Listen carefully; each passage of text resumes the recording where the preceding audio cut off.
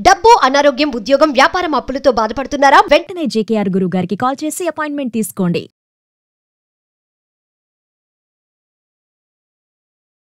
నమస్తే, welcome back to Suman TV. Kerala జ్యోతిష్య నిపుణులు, money coach, life coach, law of attraction, date of birth లేని వారికి పుట్టుమచ్చల శాస్త్రం, ప్రశ్న శాస్త్రం, మరి జాతకం తెలియచేయగల బ్రహ్మశ్రీ డాక్టర్ జేకేఆర్ గారు ఉన్నారు. గురుగారితో మాట్లాడదాం.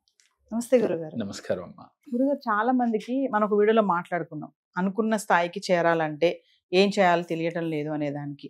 సో ఇదేంటంటే కొంతమంది కోరుకున్న స్థాయికి చేరాలనుకుంటారు, వాళ్ళు అప్పటికి బాగానే ఉంటారు, వాళ్ళ స్థితి బాగుంటుంది, అయినా సరే నాది ఇది కాదు, నేను ఇంకొకటి అనుకున్నాను, అక్కడికి వెళ్ళాలి, ఆ ప్లేస్మెంట్ నాకు రావాలి అని అనుకుంటారు, అది ఏదైనా సరే.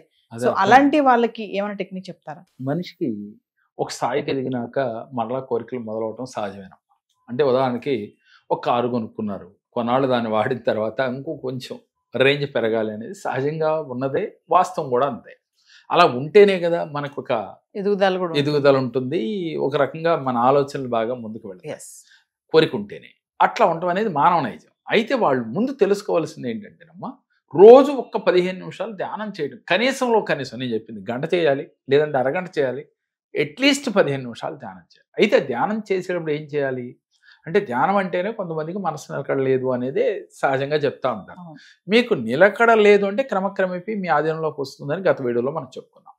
అయితే ఈ ధ్యానం చేసేటప్పుడు మీరు ఆలోచించవలసిన విధానం ఏంటంటే, నేను ఈ రోజు నుంచి ప్రశాంతంగా ఉంటాను, నాలో ఉన్న కోపాన్ని ఈ క్షణమే బయటకు వదిలేస్తున్నా, నాలో ఉన్న టెన్షన్స్, భయాలు నేను వదిలేస్తూ ఉన్నా, నిన్న జరిగింది రేపేదో జరుగుద్దేమో అని ఒక భయాన్ని నేను ఈ క్షణమే వదిలేస్తున్నా, నిరంతరం పాజిటివ్గా ఉంటున్నా అని ఈ ధ్యానం అయిన తర్వాత ముందు 15 నిమిషాలు అవగానే ఒక 5 నిమిషాల పాటు ఇలాంటి పాజిటివ్ వర్డ్స్ మీ మైండ్కి ట్యూనింగ్ చేసి, అలాగే మీకు ఏదన్నా సహజంగా ఇంట్లో కావచ్చు, బయట కావచ్చు, చేసే వృత్తి వ్యాపారాల్లో ఏదో ఒక కష్టం వస్తూ ఉంటుంది.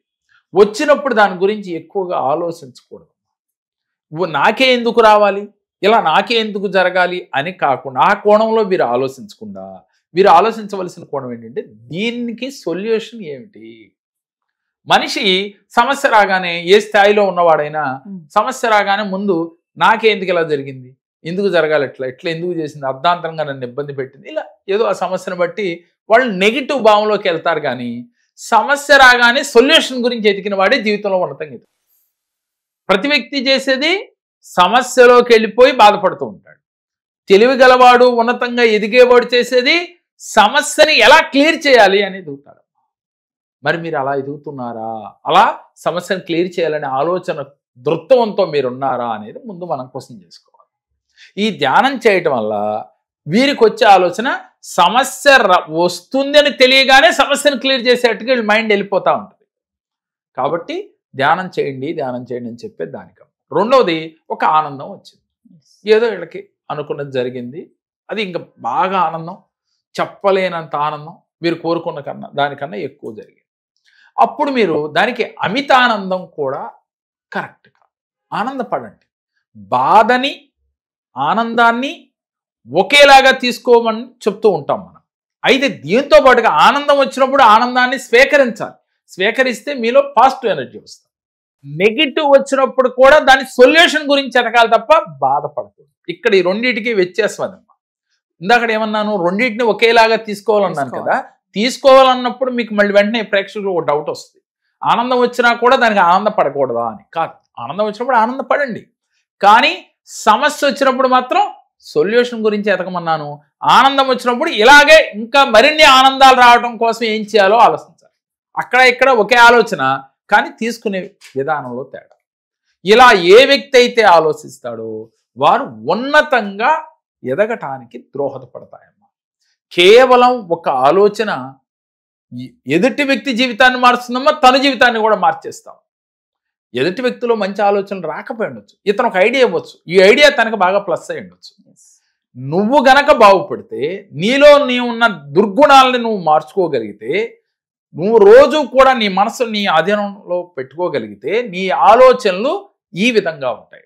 నీకుంటే నీతో పాటు నీ ఫ్రెండ్స్, నీ చుట్టుపక్కల వారు, నీ బంధువులు, నీ మాటని గౌరవించేవారు జీవితాల్లో కూడా విజయాలు వస్తాయి. ఒక వ్యక్తి ఎంతో మందికి ఆదర్శప్రాయుడిగా మారాడు అంటే ఏంటి? ఉన్నత భావాలు ఈయనలో ఉన్నాయి, ఈయన భావాల్ని ఎదుటి వ్యక్తి పైన ప్రభావం చూపుతాయి అనే కదా. మరి మా దగ్గరికి వచ్చి ఎంతో మంది మారుతా ఉన్నారు అంటే ఏంటంటే, ముందు మేము అలాంటి భావాల్లో ఉంటేనే మీకు చెప్పగలుగుతాం కదమ్మా. మేమే ఇలాంటి దుర్గుణాలతో మేము ఉన్నప్పుడు ఎదుటి వ్యక్తుల్ని ఎలా బాగు చేయగలుగుతాం? అందుకే అంటున్నాను, ప్రతి వ్యక్తిలో కూడా తీసివేయవలసిన ఇలాంటి ఆలోచనలు. ప్రతి సెకను పాజిటివ్గా ఆలోచిస్తూ ఒక్క అరగంట కనీసం 15 నిమిషాలు ధ్యానం చేస్తూ ఉన్నట్లయితే జీవితంలో ఉన్నతంగా ఎదగలుగుతారు. దీనితో పాటుగా ఎదుటి వ్యక్తి గురించి నెగటివ్ మాట్లాడుకోకూడదు ఏ రోజు కూడా. అంటే ఒక ఇద్దరు ఆడవాళ్ళు ఇంట్లో ఉండంటే తోడుకోళ్ళు, ఆ తోడుకోళ్ళ గురించి ఒకడు మాట్లాడుతూ ఉంటారు. అక్క చెల్లెళ్ళు, ఒక తల్లి కడుపున పుట్టిన అక్క చెల్లెళ్ళు కూడా ఒకళ్ళ మీద ఒకళ్ళు మాట్లాడుకుంటూ ఉంటారు. మనం చాలా చూస్తాం. తల్లి కూతుర్లే మాట్లాడుకుంటూ ఉంటారమ్మా, ఇంకా అక్క చెల్లెళ్ళు దాకా కూడా వెళ్ళక్కర్లేదు. ఎందుకని? ఆవిడ కడుపున పుట్టిన కూతురే తల్లి గురించి నెగిటివ్ మాట్లాడుద్ది, కడుపున పుట్టిన కూతురు గురించి తల్లి మాట్లాడుతూ ఉంటుంది. నేనేమంటానంటే, ఇక్కడ అసలు సందర్భం ఎవరనేది పక్కన పెట్టి నెగటివ్గా మాట్లాడటం కరెక్ట్ కాదు. దాని వలన మీరు ఇంకా నెగటివ్ని స్వీకరిస్తారు. మీరు ఎప్పుడు పాజిటివ్గా ఉండాలి అంటే ఒకళ్ళ గురించి అనవసరం. ఎదుటి వ్యక్తికి చేతనైతే సహాయం చేయటం, లేదు అంటే మీరు మీ జీవితం గురించి ఆలోచించడం. లేదు అసలు ఏ పని లేదమ్మా ఖాళీగా ఉంది అని అంటే కళ్ళు మూసుకుని ధ్యానం చేయటం. ఉదయం లేచిన కానించి సాయంత్రం పడుకునేటప్పుడు మీరు చేయవలసిన మరొక చిన్న క్రియ, ఉన్నతంగా ఎదిగేవారు ఏం చేయాలి అనంటే, పడుకోబోయే ముందు నేను ఉదయం లేచిన కానించి ఇప్పుడు వరకు ఏమేం పనులు చేశాను అని గుర్తెచ్చుకోవాలి. ఏ నిమిషం ఎలా వాడుకున్నాను, నేను నా వృత్తి ఉద్యోగ వ్యాపారాల కోసం ఎన్ని నిమిషాలు వాడాను, అలాగే ఎదుటి వారి గురించి నెగిటివ్గా మాట్లాడటానికి ఎన్ని నిమిషాలు మాట్లాడాను, అంటే ఎంత టైం వేస్ట్ చేసుకున్నాను, నేను ఆరోగ్యంగా ఉండటం కోసం ఎలాంటి ఆలోచనలు చేస్తున్నాను, ఎలాంటి ఆహారాన్ని తీసుకున్నాను, నేను ఈ రోజున చేసిన పనుల వల్ల నాకు ఎంత టైం వేస్ట్ అయింది, నేను ఎంత నెగిటివ్ ఎనర్జీని తీసుకున్నాను, ఎంత పాజిటివ్ ఎనర్జీని తీసుకున్నాను. ఎవరో చెప్పక్కర్లేదమ్మా, మీకే అర్థమైపోతూ ఉంటుంది, ఆలోచిస్తూ ఉంటాయి. ఇలా గనక సాయంత్రం పడుకోబోయే ముందు ఆలోచించి మీ మనసుకు మీకు తెలుస్తూ ఉంది, ఈ టైం నేను వేస్ట్ చేశాను, ఈ టైం నేను పక్క వారిని నెగిటివ్గా మాట్లాడాను, అది వెంటనే నెక్స్ట్ డే రిపీట్ కాకుండా చూసుకోవాలి. ఇలా మీరు ప్రతిరోజు పడుకునేటప్పుడు ఇలా గనక చేస్తూ ఉండటం అలవాటు చేసుకుంటే 21 రోజులు చేసేలోగా మీరు పాజిటివ్ ఎనర్జీతో ఉంటారు. మీరు చేస్తున్న వృత్తి ఉద్యోగ వ్యాపారాల్లో ఆర్థికంగా ఉన్నతంగా ఎదగలుగుతారు. ఎంతో మంది మా దగ్గరకు వచ్చి జీవితంలో విజయాలను సాధించారు, సక్సెస్ఫుల్గా జీవితాన్ని రన్ చేస్తూ ఉన్నారు. మరి ఒక ఆర్థిక ఇబ్బందే కావచ్చు, అనారోగ్య సమస్యలు కావచ్చు. ఎందుకనంటేరా, ఈ కేరళ జ్యోతిషంలో ఎలాంటి డైట్ తీసుకుంటే సంపూర్ణ ఆరోగ్యవంతుడిగా ఉంటాం, అలాగే ఎలాంటి గ్రహాలు అనుకూలత లేకపోవటం వల్ల ఇలాంటి సమస్యలు వచ్చినాయి, ఎటువంటి డేట్ ఆఫ్ బర్త్ లేని వారికి అస్త్ర సాముద్రిక, ప్రశ్నాశాస్త్రం, పుట్టుమచ్చల శాస్త్రాల ద్వారా కూడా వారికి పరిపూర్ణ జాతకాన్ని తెలియచేసి వారు ఉన్న సమస్య నుంచి బయటపడేయటమే ఈ కేరళ జ్యోతిషం యొక్క ముఖ్య ఉద్దేశం. దీంతో పాటుగా సంపూర్ణ ఆరోగ్యవంతుడిగా ఉండాలంటే మీరు ఎలాంటి డైట్ తీసుకోవాలి, మీ డైట్ ప్లాన్ ఎలా ఉండాలి ఉంటే మీరు మీకున్న గ్రహస్థితుల నుంచి బయటపడగలుగుతారు, అనారోగ్య సమస్యల నుంచి బయటపడగలుగుతారు కూడా పరిపూర్ణంగా తెలియచేసి వారిని ఆరోగ్యవంతులుగా, ఐశ్వర్యవంతులుగా తీర్చిదిద్దటమే ఈ యొక్క కేరళ జ్యోతిషం యొక్క ముఖ్య ఉద్దేశం తల్లి. ఎంతో మంది ఆరోగ్యంగా చాలా అద్భుతంగా ఉన్నాం సార్ని కలిసినాక, ఫైనాన్షియల్గా చాలా అద్భుతంగా ఉన్నా అన్నవారు చాలా మంది ఉన్నారు. చాలా మందిని వీడియోల రూపంలో మీకు చూపిస్తూ ఉన్నాం. నమస్తే. నమస్తే.